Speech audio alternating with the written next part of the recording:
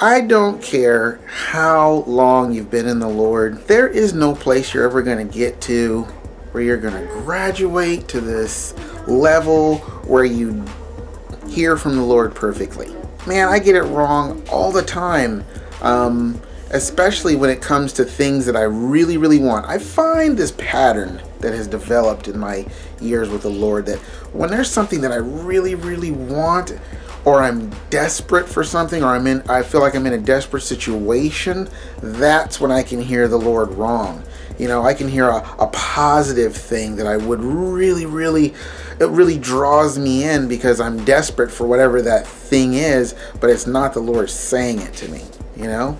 Like I was expecting something specific, very small really, specific to happen, and today, and that didn't happen. And then I'm just like, and what does that do? What does that do when you think you've heard from the Lord and you really haven't, and the thing that you thought was going to happen didn't happen? It just kind of rocks you a little bit. It's like getting punched in the stomach, you know? So it's like, well, what do you do then? What do you do?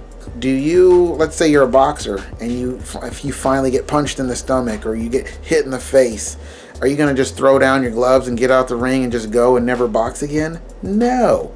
Because that's what you do. You're a boxer, you're a fighter. You got to expect that you're going to get hit sometimes. You know, if you're an MMA guy or girl, you got to kind of expect to get hit. And when you get hit and you just get blasted, you know, it's like, oh, especially if you're really, really good. Now, see, think about that. If you're really good at what you do, and then you get hit, it can be a surprise because you're not used to getting hit. So when you do get hit, it's unfamiliar to you. So what do? Well, you just got to keep training. You got to keep fighting, and you got to keep doing what you do. Don't, because see, the thing that you might want to do is start doubting anything and everything you've ever heard from the Lord. And it's like, don't do that. You know, what you want to do is you just recognize, like, man, why did that happen? And see, I think for me, why it happened is because I really wanted a specific thing to happen. Not only do I want it to happen, I needed something to happen, and it just didn't happen.